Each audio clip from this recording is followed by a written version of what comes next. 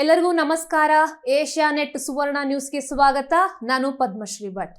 Big Boss Kannada season 11 ಶೋಗೆ wild card ಸ್ಪರ್ಧಿಯಾಗಿ ಹೋಗಿ ಗೇಮ್ ಚೇಂಜರ್ ಆಗಿದ್ದಂತಹ ರಜತ್ ಅವರು ಬಿಗ್ ಬಾಸ್ ಕನ್ನಡ ಸೀಸನ್ 12 ಕೂಡ ಸ್ಪರ್ಧಿಯಾಗಿ ಹೋದ್ರು. ಅದು ಸ್ಪರ್ಧಿಗಳ ಪಾಲಿಗೆ. ಈಗ ಹೊರಗೆ ಬಂದಿದ್ದಾರೆ. ಒಂದು ತಿಂಗಳ ಅಲ್ಲಿದ್ರು. ಬಿಗ್ ಬಾಸ್ ಜರ್ನಿ ಬಗ್ಗೆ ಅವ್ರ ಹತ್ರ ಕೇಳೋಣ. ಹೇಗಿದ್ದೀರಾ? All good madam. ಚೆನ್ನಾಗಿದ್ದೀರಾ ನೀವು? ನಾನು ಚೆನ್ನಾಗಿದ್ದೀನಿ. ಡೈರೆಕ್ಟ್ ವಿಷಯಕ್ಕೆ ಬರ್ತೀನಿ. ಸ್ಪರ್ಧಿಗಳ ಬಗ್ಗೆ ಬಿಗ್ ಬಾಸ್ ಮನೆಗೆ ಒಳಗಡೆ ಹೋಗೋದಕ್ಕಿಂತ ಮುಂಚೆ ಇದ್ದ ಅಭಿಪ್ರಾಯ, ಬಿಗ್ ಬಾಸ್ ಮನೆಗೆ ಹೋದ ನಂತರದಲ್ಲಿ ಇರುವಂತಹ ಅಭಿಪ್ರಾಯ ಏನಾದರೂ ಬದಲಾಗಿದೆಯಾ? ಮೇಡಮ್ ಅದೇ ಒಂದು ಗಾದೆನೇ ಇದೆಯಲ್ಲ, never judge a book by its cover ಅಂತ. ನಾನು ಯಾವತ್ತೂ two side of the story ಕೇಳ್ಕೊಂಡೇ ಒಂದು ಡಿಸಿಷನ್ ಬರೋವಂಥ ವ್ಯಕ್ತಿ.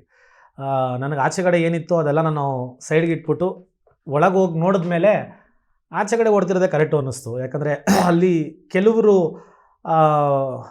ಮನ್ಸಿಗೆ ಬಂದಂಗೆ ಮಾತಾಡೋದು, ಕೆಲವರು ಇನ್ನೊಬ್ಬರು ಒಂದು ವಿಷಯ ಹೇಳಿದ್ರೆ ಅದನ್ನು ಬೇರೆ ಬೇರೆ ಆಯಾಮ ಕೊಡುವಂಥ ವ್ಯಕ್ತಿಗಳು, ಇನ್ನೊಬ್ಬರು ನಮ್ದಾಯಿತು ನಾವು ಆಯಿತು ಅಂತ ಆಟ ಆಡ್ತಾರೋರು ಇದ್ದಾರೆ.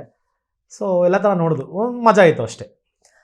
ಗಿಲ್ಲಿ ನಟನ ವಿಚಾರಕ್ಕೆ ಬರೋದಾದರೆ, ಗಿಲ್ಲಿ ಅವ್ರ ಜೊತೆ 24x7 ಇರೋಕ್ಕಾಗದೇ ಇಲ್ಲ. ಅವ್ರ ಕಾಮಿಡಿನ ನಾವೇನೋ ಒಂದೂವರೆ ಗಂಟೆ ಟಿವಿಲಿ ನೋಡಿ ಎಂಜಾಯ್ ಮಾಡ್ತೀವಿ, ಅವರ ಅಭಿಮಾನಿಗಳಾಗ್ಬೋದು. ಬಟ್ 24x7 ಇರೋಕ್ಕಾಗಲ್ಲ ಅಂತ ಜಾನ್ವಿ ಅವರೇ ಹೇಳಿದ್ದೀರಾ. ಈ ಮಾತು ಒಪ್ತೀರಾ?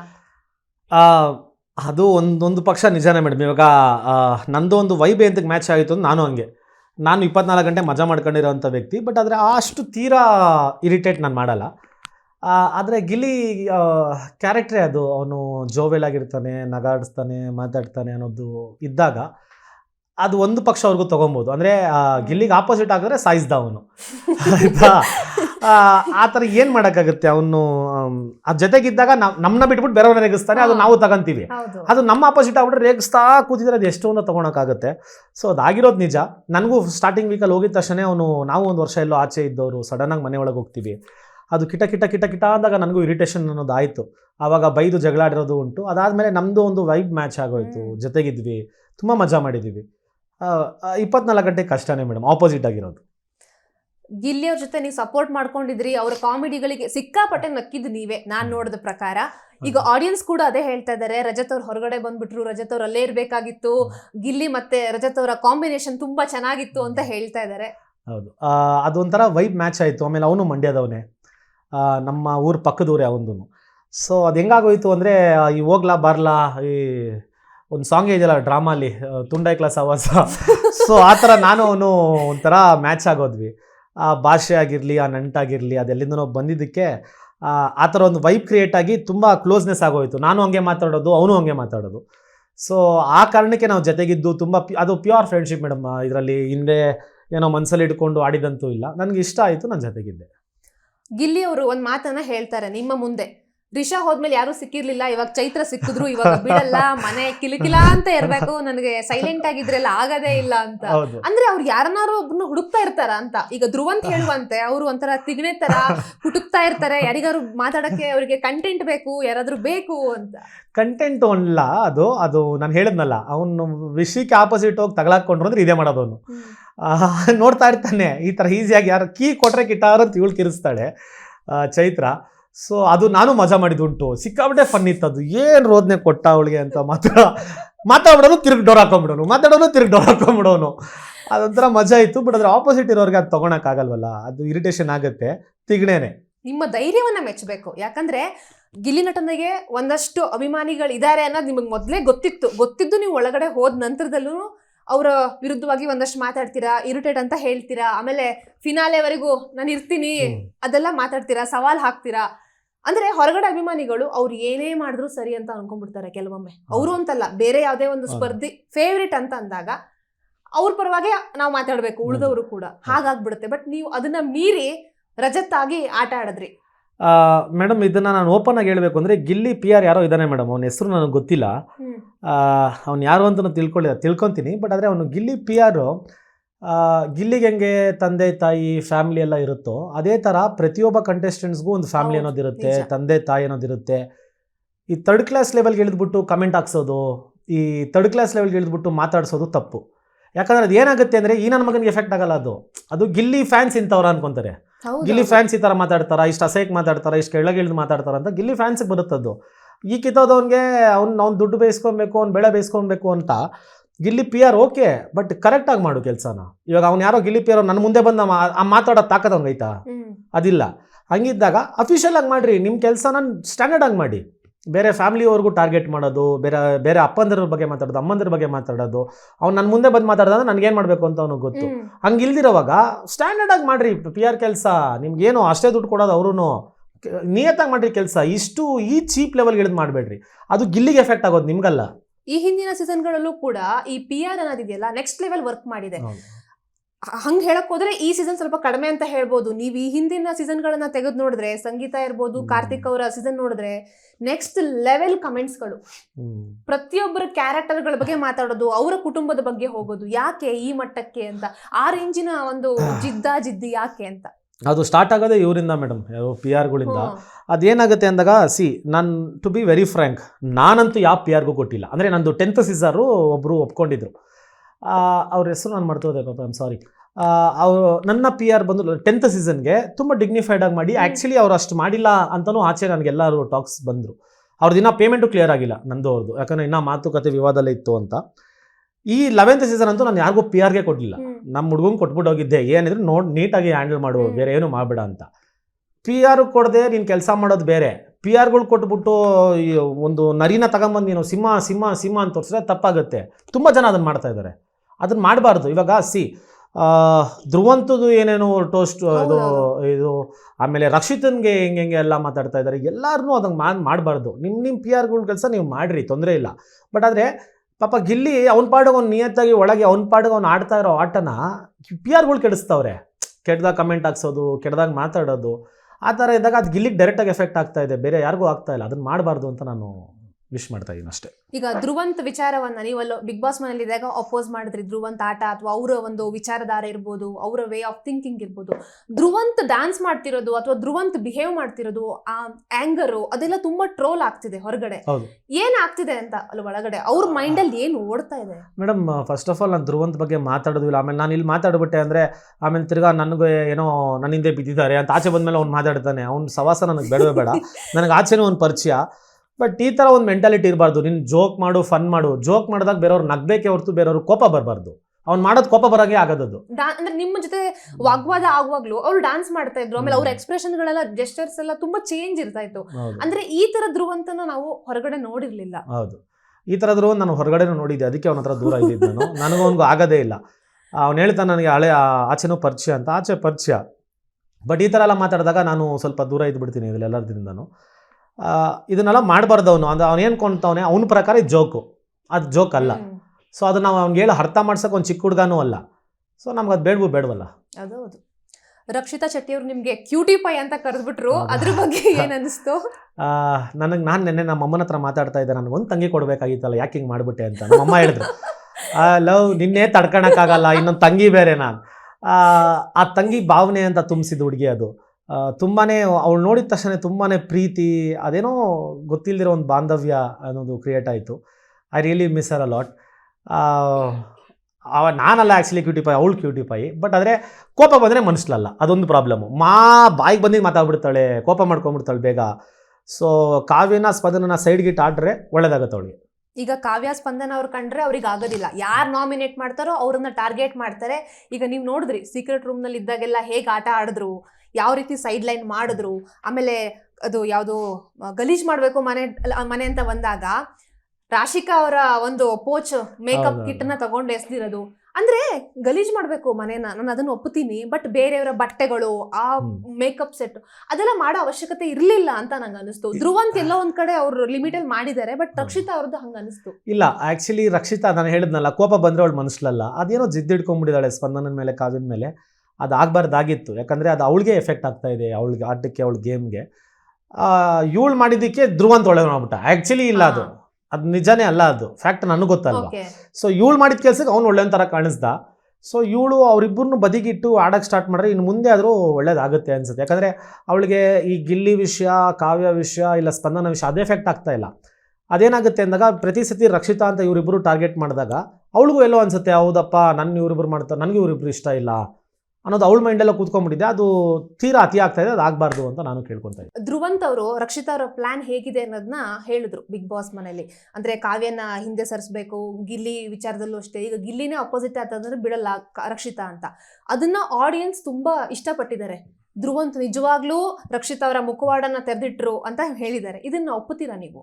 ಫಸ್ಟ್ ಆಫ್ ಆಲ್ ಅವನೇ ಸರಿ ಇಲ್ಲ ಮೇಡಮ್. ಅವನೇನು ಹೇಳೋದು ಪಾಪ ರಕ್ಷಿತದ ಬಗ್ಗೆ. ಅವಳು ಆ ಥರ ಇರಿಟೇಟ್ ಮಾಡ್ತಾ ಇರೋದಂತೂ ಸತ್ಯ. ಬಟ್ ಅವಳು ಮನಸ್ಸಲ್ಲಿ ಏನೂ ಕೆಟ್ಟದಿಲ್ಲ. ಅಂದರೆ ಏನೋ ಕಾವ್ಯ, ಗಿಲ್ಲಿ, ಸ್ಪಂದನ ಬೇರೆ ಮಾಡಬೇಕು ಅಂತಿಲ್ಲ. ನನ್ನ ವಿಷಯಕ್ಕೆ ಬಂದವರು ಅವರಿಬ್ಬರು, ನಾನು ಅವ್ರನ್ನ ಬಿಡಲ್ಲ ಅನ್ನೋದು ಮನಸ್ಸಲ್ಲಿ ಇದೆಯಾ ಹೊರತು ಇವಳು ಮಾಡಿರೋ ಒಂದು ತಪ್ಪು ಕೆಲಸದಿಂದ ಇವ್ನು ಬೇಳೆಕಾಯಿ ಬೇಸ್ಕೊಂತವನು ಅಷ್ಟೇ. ಯಾರೋ ಧ್ರುವಂತ ಅವಾಗಲೇ ಹೇಳ್ದಂಗೆ ಇವಳು ಮಾಡಿದ ತಪ್ಪು ಅವನು ಒಳ್ಳೆ ಥರ ಕಾಣಿಸ್ತವನೆ, ಬಟ್ ಅವನು ಅಲ್ಲ. ಅದನ್ನು ಸುಮ್ಮನೆ ಬಿಡ್ತಾವನು ಅಷ್ಟೇ ಅವ್ನ ಮಾತುಗಳು. ರಕ್ಷಿತಾಗೆ ಗಿಲ್ಲಿ ನಟನ ಬಗ್ಗೆ ಪೊಸೆಸಿವ್ನೆಸ್ ಇದೆ ಅಂತ ಒಂದು ಅಭಿಪ್ರಾಯ ಕೂಡ ಇದೆ. ಪೊಸೆಸಿವ್ ಅಲ್ಲ, ಅಂದ್ರೆ ಫ್ರೆಂಡ್ಶಿಪ್ ಅಲ್ಲೇ ಪೊಸೆಸಿವ್ನೆಸ್ ಇಲ್ಲ ಅನ್ಸುತ್ತೆ. ಅದು ಏನಿಲ್ಲ. ಇವಾಗ ನನ್ನ ಬಗ್ಗೆನೂ ಪೊಸೆಸಿವ್, ಅವಳು ರಘು ಸರ್ ಬಗ್ಗೆನೂ ಪೊಸೆಸಿವ್. ಹಂಗೆ ಹೇಳಕ್ ಬಂದರೆ ಸೊ ಎಲ್ಲರ ಜೊತೆ ಕ್ಲೋಸ್ ಆಗಿರ್ತಾಳೆ. ಇವಾಗ ನಾವು ಸಡನ್ ಆಗಿ ರಕ್ಷಿತ್ ಜೊತೆ ಕ್ಲೋಸ್ ಆಗಿದ್ದು ಅವಾಯ್ಡ್ ಮಾಡ್ಬಿಟ್ಟು ನಾವಿಬ್ರು ಬೇರೆ ಹತ್ರ ಹೋಗಿದ್ರೆ ಅವಳಿಗೂ ಅನ್ಸಿರೋದಲ್ಲ, ಏನಪ್ಪ ನಮಗೂ ಅನ್ಸೋದು ನಿಮ್ಗೆ ಅನ್ಸಲ್ವಾ?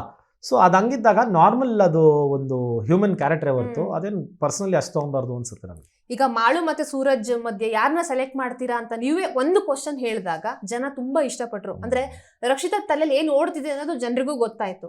ರಕ್ಷಿತಾ ಹೇಗೆ ನಿಮ್ಮ ಪ್ರಕಾರ? ಈಗ ಮುಗ್ದೆ ಅಮಾಯಕ್ಕೆ ಅಂತ ಜನ ಅನ್ಕೊಂಡ್ರು, ಆಮೇಲೆ ತುಂಬಾ ಇರಿಟೇಟ್ ಅಂತ ಅನ್ನಿಸ್ತು ಜನರಿಗೆ. ನಿಮ್ಮ ಪ್ರಕಾರ? ಅವಳು ಆಕ್ಚುಲಿ ಸಿಕ್ಕಾಬಿಟ್ಟೆ ಇನ್ನೋಸೆಂಟ್ ಮೇಡಮ್. ಅದೇ ನಾನು ಯಾವಾಗಲೇ ಹೇಳ್ದಂಗೆ, ಕೋಪ ಬಂದ್ರೆ ಮನುಷ್ಯಲಲ್ಲ. ಆ ಕೋಪ ಬಂದಿರೋ ಟೈಮಲ್ಲಿ ಏನೇನೋ ಮಾಡ್ಬಿಡ್ತಾಳೆ ಈ ಥರ ತರಲೆ ಕೆಲಸಗಳು.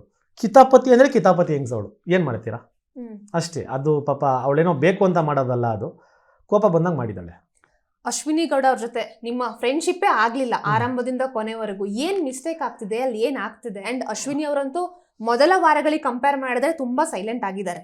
ಬಟ್ ಆದ್ರೂ ಏನ್ ಸಮಸ್ಯೆ ಆಗ್ತಿದೆ ಅಂತ? ಮೇಡಮ್, ಸೈಲೆಂಟ್ ಆಗೋದು ಒಂದು, ಚೇಂಜ್ ಆಗೋದು ಇನ್ನೊಂದು. ನೀನು ಬೇರೆಯವ್ರಿಗೆ ಏನೋ ಮಾತಾಡಿ ಅಲ್ಲಿಂದ ನಿನಗೆ ನೆಗೆಟಿವ್ ಶೇಡ್ ಬರ್ತಾ ಇದೆ ಅಂತ ಗೊತ್ತಾಗಿದ ತಕ್ಷಣ ಸೈಲೆಂಟ್ ಆಗೋದು ಕಿಲಾಡಿತನ ಅಂತೀವಿ, ಆಯಿತಾ? ಅದು ಬರ್ತಾ ಇದ್ದು ಚೇಂಜ್ ಆಗೋದು ಬೇರೆ ಅಂತೀವಿ. ಚೇಂಜ್ ಆಗಿಲ್ಲ, ಅವರು ಸೈಲೆಂಟ್ ಆಗಿದ್ದಾರೆ ಅಷ್ಟೇ. ಇನ್ನೊಂದೇನು ಅಂದರೆ, ನನ್ನ ಪರ್ಸ್ನಲ್ ಅಭಿಪ್ರಾಯ ಒಳಗೋದಾಗ ಹಲವಾರು ಮಾತುಗಳು ನನ್ನ ಒಂದು ಮಾತಾಡ್ತಾರೆ, ಅದು ಟೆಲಿಕಾಸ್ಟ್ ಆಗಿಲ್ಲ. ಆಮೇಲೆ ನಾನು ಪ್ರಾಮಿಸ್ ಮಾಡಿದ್ದೀನಿ ಅದನ್ನು ನಾನು ಎಲ್ಲೂ ಹೇಳಲ್ಲ ಅಂತಲೂ. ನನಗೆ ಅನಿಸಿದ್ದು ಆಯಮ್ಮನ ಒಂದು ವಿಷಯ ನಾವು ಹೇಳಿದ್ವಿ ಅಂದರೆ ಅದನ್ನು ನೂರಾರು ಆಯಮ್ಮ ಕೊಟ್ಟು ನೂರಾರು ಥರ ಮಾತಾಡೋವಂಥ ಒಂದು ಕ್ಯಾರೆಕ್ಟ್ರು. ನಾನು ಫಸ್ಟ್ ಆಫ್ ಆಲ್ ಅವರಿಂದ ದೂರ ಇರ್ತೀನಿ. ನನಗೆ ಪರ್ಸನಲಿ ಇಷ್ಟ ಆಗಿಲ್ಲ, ಅವರು ಮನಸ್ಥಿತಿ ಆಗಿರಲಿ, ಭಾವನೆಗಳಾಗಿರಲಿ ನನಗಿಷ್ಟ ಆಗಿಲ್ಲ. ಸೊ ಅದೆಲ್ಲೋ ಮ್ಯಾಚ್ ಆಗಿಲ್ಲ ಮೇಡಮ್. ಏಕವಚನದಲ್ಲಿ ಮಾತಾಡ್ಸೋದು ನನಗೆ ಇಷ್ಟ ಆಗಲ್ಲ ಅಂತ ಹೇಳ್ತಾರೆ. ಆವಮ್ಮ, ಈ ಅವಮ್ಮ, ಹೋಗಮ್ಮ, ಅದು ಅವ್ರಿಗೆ ಇಷ್ಟ ಆಗಲ್ಲ ಅಂತ ಹೇಳ್ತಾರೆ. ಬಟ್ ಅವರು ಪದ ಬಳಕೆ ಏಕವಚನದಲ್ಲೇ ಮಾಡಿರ್ತಾರೆ ಬೇರೆಯವರಿಗೆ. ಬಟ್ ಅದನ್ನು ಯಾಕೆ ಅವ್ರಿಗೆ, ಅಂದ್ರೆ ಇದೇ ವಿಚಾರವಾಗಿ ಸ್ಟಾರ್ಟಿಂಗ್ ಇಂದ ಸುದೀಪ್ ಸರ್ ಹೇಳಿದ್ರು ಕೂಡ ಅವ್ರು ಅದು ಆ ವಿಚಾರದಲ್ಲಿ ಯಾಕೆ ಸರಿ ಹೋಗ್ತಿಲ್ಲ, ಅಥವಾ ಅವ್ರದ್ದು ಥಿಂಕಿಂಗ್ ಏನಿದೆ ಅಂತ? ಮೇಡಮ್, ಸಿಂಪಲ್ ಆಗಿ ಹೇಳ್ಬೇಕು ಅಂದ್ರೆ, respect is not by begging, it's gained. ಮರ್ಯಾದೆ ಅನ್ನೋದು ನೀವು ಭಿಕ್ಷೆ ಬೇಡಿ ಪಡೆಯೋದಲ್ಲ. ಮರ್ಯಾದೆ ನೋಡಿದ ತಕ್ಷಣ ಕೊಡಬೇಕು ಅನ್ಸ್ಬೇಕು ನಮಗೇನೆ. ನನಗೆ ಒಂದು ಟಾಸ್ಕಲ್ಲಿ ಹೇಳ್ತಾರೆ ಮಾತಾಡುವಾಗ, ನೀನು ಅಲ್ಲೋಗಿ ನಿಂತ್ಕೊಂಡು ನೀನು ಗೀನು ಅಂದರೆ ಸರಿಗಿರಲ್ಲ ಅಂತ ನಾನು ಏಕವಚನದಲ್ಲಿ ಮಾತಾಡಬೇಡಿ ರಜತ್, ಏಕವಚನದಲ್ಲಿ ಮಾತಾಡಬೇಡಿ ರಜತ್, ಅದನ್ನು ಹೈಲೈಟ್ ಮಾಡ್ತಾರೆ. ಸೊ ನಾನು ಅದನ್ನೇ ಹೇಳಿದ್ದು ನಿಮಗೆ, ಒಂದು ವಿಷಯ ಮಾತಾಡುವಾಗ ನೂರಾರು ಆಯಾಮ ಕೊಟ್ಟು ನೂರಾರು ವಿಷಯಗಳು ಮಾತಾಡುವಂಥ ಒಂದು ವ್ಯಕ್ತಿ ಬಗ್ಗೆ ನನಗೆ ಮಾತಾಡೋಕ್ಕೂ ಇಷ್ಟ ಇಲ್ಲ. ನಿಮಗೆ ಮೊದಲೇ ಗೊತ್ತಿತ್ತು ನೀವು ಬಿಗ್ ಬಾಸ್ ಮನೆಗೆ ಗೆಸ್ಟು, ಸ್ಪರ್ಧಿ ಅಲ್ಲ ಅಂತ. ಆದರೂ ಕೂಡ 100% ಎಫರ್ಟ್ ಹಾಕಿದ್ದೀರಾ. ಬಟ್ ಎಲ್ಲೋ ಒಂದು ಕಡೆ ನಮಗೆ ವೀಕ್ಷಕರಿಗೆ ಸೀಸನ್ 11 ರಜತ್ ಕಾಣಿಸಿಲ್ಲ ಅನ್ನೋದಂತೂ ಗ್ಯಾರಂಟಿ. ನಾನು ಅದನ್ನ ಓಪನ್ ಆಗಿ ಹೇಳ್ತೀನಿ. 11 ಅಲ್ಲಿ ಏನ್ ರಜತ್ ಅವ್ರು ಕಾಣಿಸಿದ್ದಾರೆ, ಆ ರಜತ್ ಕಾಣಿಸಿಲ್ಲ. ಬಟ್ ನೀವು ಎಫರ್ಟ್ ಹಾಕಿದೀರಾ ಅಂದ್ರೆ ಸ್ಪರ್ಧಿಗಳಿಗೆ ಡೌಟ್ ಬಂದಿಲ್ಲ. ಹೌದು, ನೀವು ಗೆಸ್ಟ್ ಅವ್ರ ಜೊತೆ ಪ್ರತಿಸ್ಪರ್ಧಿ ಅಲ್ಲ ಅಂತ ಹೇಗ್ ಬ್ಯಾಲೆನ್ಸ್ ಮಾಡಿದ್ರಿ? ಅಂಡ್ ಇನ್ನೊಂದೇನಂದ್ರೆ, ಬಿಗ್ ಬಾಸ್ ಮನೇಲಿ ನೀವು ಗೆಸ್ಟ್ ಆಗಿ ಹೋಗ್ತಾ ಇದ್ದೀರಾ ಒಂದು. ಇನ್ನೊಂದೇನಂದ್ರೆ, ಅವ್ರು ಏನೇನ್ ಮಾತಾಡ್ತಿದಾರಲ್ಲ, ಈಗ ಅಶ್ವಿನಿ ಇರ್ಬೋದು, ಗಿಲ್ಲಿ ಇರ್ಬೋದು, ರಕ್ಷಿತಾ ಇರ್ಬೋದು, ಯಾರೇ ಇರ್ಬೋದು, ಅವರೆಲ್ಲ ಹೇಳಿದ್ನ ನೀವು ಸ್ವೀಕರಿಸಬೇಕು. ನಿಮ್ಮ ಫ್ಯಾಮಿಲಿ ಬಗ್ಗೆ ಬರ್ಬೋದು ಅಥವಾ ನಿಮ್ ಬಗ್ಗೆ ಬರ್ಬೋದು, ಏನೋ ಒಂದಿರ್ಬೋದು, ಅದನ್ನೆಲ್ಲ ಹೇಗೆ ಕಂಟ್ರೋಲ್ ಮಾಡಿದ್ರಿ ಅಂತ? ಮೇಡಮ್, ಇನ್ನೊಂದೇನು ಅಂದರೆ, ನಮಗೆ ಯಾವತ್ತೂ ಮನುಷ್ಯನ ವ್ಯಕ್ತಿತ್ವ ಹೆಂಗೆ ಅಂದರೆ, ನಮಗೊಂದ್ಸತಿ ಸಿಕ್ಬಿಟ್ಟ ಮೇಲೆ ಇನ್ನೊಂದ್ಸತಿನೂ ಅದೇ ಕೆಲಸ ಮಾಡಬೇಕು ಅಂದಾಗ ನಮ್ಗೆ ಆಲ್ರೆಡಿ ಸಿಕ್ಕಿದೆ, ಇನ್ನೊಂದ್ಸತಿ ನಾವು ಮಾಡಬೇಕಲ್ಲ ಅನ್ನೋದು ಸ್ವಲ್ಪ ಕಮ್ಮಿ ಇದ್ದೇ ಇರುತ್ತೆ ಎಫರ್ಟು. ನಾನು ಅದೇ ಮಾಡಿದ್ದು, ನನಗೆ ಸ್ವಲ್ಪ ಕಮ್ಮಿನೇ ಇತ್ತು. ಅಂದರೆ ನನಗಾಗಲೇ ರೈಟ್ಲೆ ಗೇಟ್ ಆಗೋಗಿತ್ತು, ಸಿಕ್ಕಾಬಡೆ ತೊಂದರೆ ಆಗಿತ್ತು ನನಗೆ. ಸೊ ಅದನ್ನು ನಾನು ಜಾಸ್ತಿ ಮಾಡ್ಕೊಳಂಗೆ ನನಗೆ ಇಷ್ಟ ಇರಲಿಲ್ಲ. ಆಮೇಲೆ ನನ್ನ ಟೀಮ್ ಅವ್ರಿಗೂ ಅದನ್ನು ಹೇಳಿದ್ದೆ. ಇನ್ನೊಂದೇನು ಅಂದರೆ, ನನಗೆ ಆ ಮನೆ ಕೇಳಬಾರ್ದೆಲ್ಲ ಕೊಟ್ಟಿದೆ ಆಗಲೇ. ನಾನು ಏನೇನು ಕೇಳ್ಕೊಂಡಿಲ್ವೋ, ಹೆಸರಾಗಲಿ ದುಡ್ಡಾಗಲಿ ಪ್ರತಿಯೊಂದು ಕೊಟ್ಟ ಮೇಲೆ ಅದು ನನಗೆಲ್ಲೋ ಒಂದು ಖುಷಿ ಇತ್ತು. ಹೌದು, ನಾನು ಆಡಬೇಕು, 100% ಕೊಡಲೇಬೇಕು ಅಂತ. ಬಟ್ ಎಲ್ಲೂ ಬಿಟ್ಕೊಡ್ಲಿಲ್ಲ. ಬಟ್ ನಾನು ಎಫರ್ಟ್ಸು ಲಾಸ್ಟ್ ಸೀಸನ್ಗೂ ಈ ಸೀಸನ್ಗೂ ಕಂಪೇರೇ ಮಾಡಿಬಿಡಿ. ನಾನು ಲಾಸ್ಟ್ ಸೀಸನಲ್ಲೇ ಬೇರೆ ಥರ ಇದ್ದೆ, ಈ ಸೀಸನಲ್ಲೇ ಬೇರೆ ಥರ ಇದ್ದೆ. ಬಟ್ ಆದರೆ ನನಗೇನು ಇಷ್ಟ ಇನ್ನೊಂದು ಸತಿ ನಾನು ಹೋಗಬೇಕಾಗಿತ್ತು. ಅಂದರೆ ಇದು ಆಗಿರೋದೇ ಫಸ್ಟ್ ಟೈಮ್ ಅಂತೆ ಇಡೀ ಇಂಡಿಯನ್ ಬಿಗ್ ಬಾಸ್ ಸೀಸನಲ್ಲಿ. ಲಾಸ್ಟ್ ಸೀಸನು ವೈಲ್ಡ್ ಕಾರ್ಡ್ ನಾನೇ, ಈ ಸತಿನೂ ವೈಲ್ಡ್ ಕಾರ್ಡ್ ನಾನೇ. ಸೊ ಆ ಒಂದು ಖುಷಿಲಿ ನಾನು ಹೋದನೇ ಹೊರತು ನಾನು ಹೆಂಗಾದ್ರೂ ನಾನು ಕಂಟೆಸ್ಟೆಂಟು ಅಲ್ಲ. So I didn't wanted to ಆ ಲೆವೆಲ್ಗೆ ತೊಗೊಳೋದು ಬೇಡ ಅಂತ ನಾನು ನಾರ್ಮಲಾಗಿ ಆಡಿದಂತೂ ಉಂಟು. ಗಿಲ್ಲಿಗೆ ಒಂದು ಸಲಹೆಯನ್ನ ಕೊಡ್ತೀರಿ ಅಂದ್ರೆ ಮನೆ ಕೆಲಸ ಮಾಡೋ ವಿಚಾರದಲ್ಲಿರ್ಬೋದು ಅಥವಾ ಕಾಮಿಡಿ ವಿಚಾರದಲ್ಲಿರ್ಬೋದು, ಅವ್ರ ಮಾತು ಕೇಳ್ತಾರೆ ಅಂತ ಅನ್ಸುತ್ತಾ? ಈಗ ಫಿನಾಲೆ ಅಂತೂ ಹತ್ರ ಬಂತು, ಈಗ್ಲಾದ್ರೂ ಅವ್ರ ಹತ್ರ ಮನೆ ಕೆಲಸ ಮಾಡಿಸಬಹುದು ಅಂತ.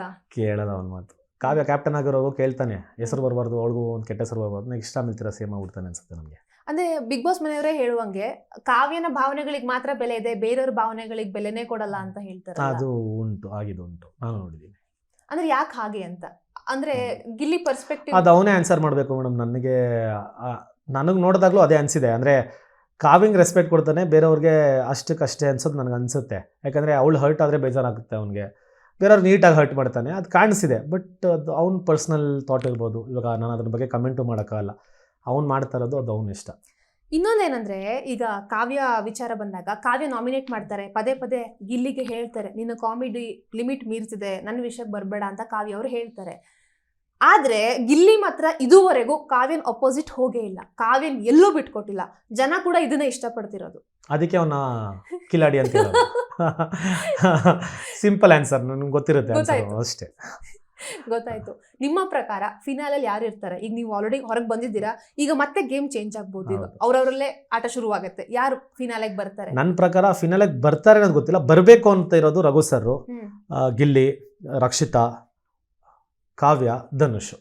ಓಕೆ, ರಘು ಸರ್ ನನ್ನ ಪ್ರಕಾರ ಸ್ಟೂಡೆಂಟ್ ಇದ್ದಾರೆ, ನನಗೆ ಫ್ಯಾಮಿಲಿ ಇದೆ, ಮಗ ಇದೆ, ಈ ಎಲ್ಲ ವಿಷಯಗಳನ್ನ ತಲೆಯಲ್ಲಿಟ್ಕೊಂಡು ಅವರನ್ನ ಅವರು ರಿಸ್ಟ್ರಿಕ್ಟ್ ಮಾಡ್ಕೊಂಡಿದ್ದಾರೆ ಅಂತ ಅನಿಸ್ತದೆ. 100%. ಇಲ್ಲ, ಇಷ್ಟು ಸತ್ತೋಗಿರೋನ್ ಗಿಲ್ಲಿ, ಹೊಡೆದಾಕ್ಬಿಟ್ಟಿರೋರು, ಒಳಗೆ ಹೋಗ್ಬಿಟ್ಟಿರೋನು. ನಾವೆಲ್ಲ ಶ್ರದ್ಧಾಂಜಲಿ ಪೋಸ್ಟ್ ಹಾಕ್ಬೇಕಾಯ್ತು ಅಷ್ಟೇ.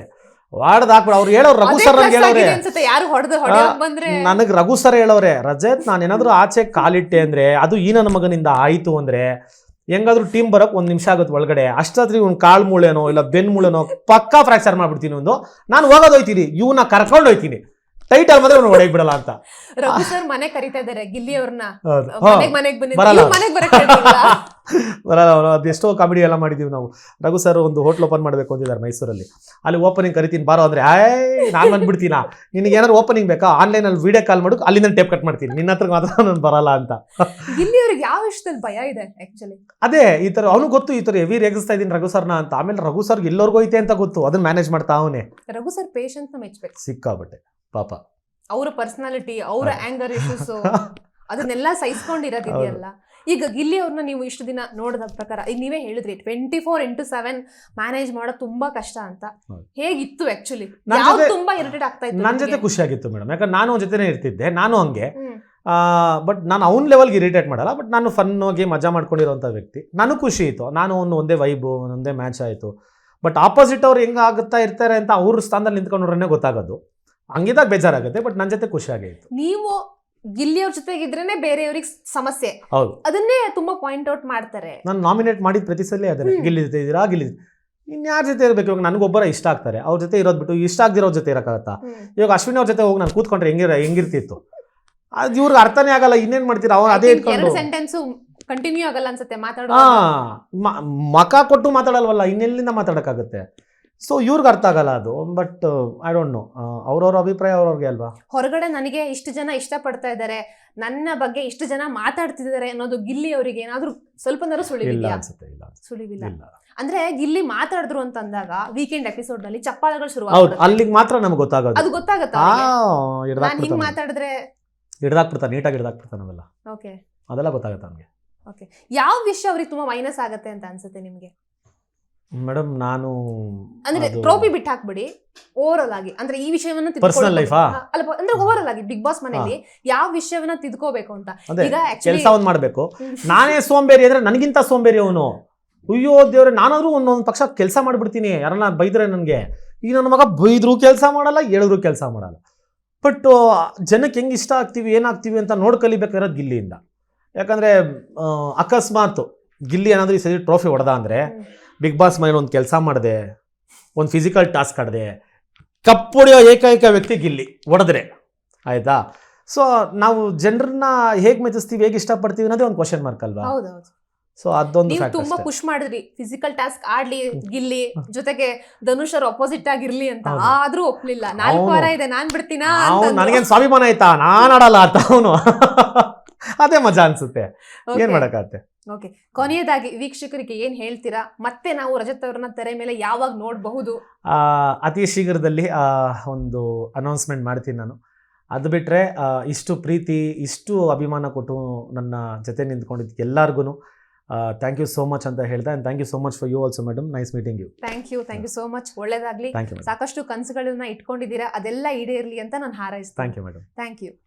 ಎಸ್, ಇದಾಗಿತ್ತು ಬಿಗ್ ಬಾಸ್ ಕನ್ನಡ ಸೀಸನ್ 11 ಸ್ಪರ್ಧಿ ರಜತ್ ಅವರ ಮಾತುಗಳು. ನೇರ ದಿಟ್ಟ ನಿರಂತರ ಸುದ್ದಿಗಾಗಿ ನೋಡ್ತಾ ಇರಿ ಏಷ್ಯಾನೆಟ್ ಸುವರ್ಣ ನ್ಯೂಸ್.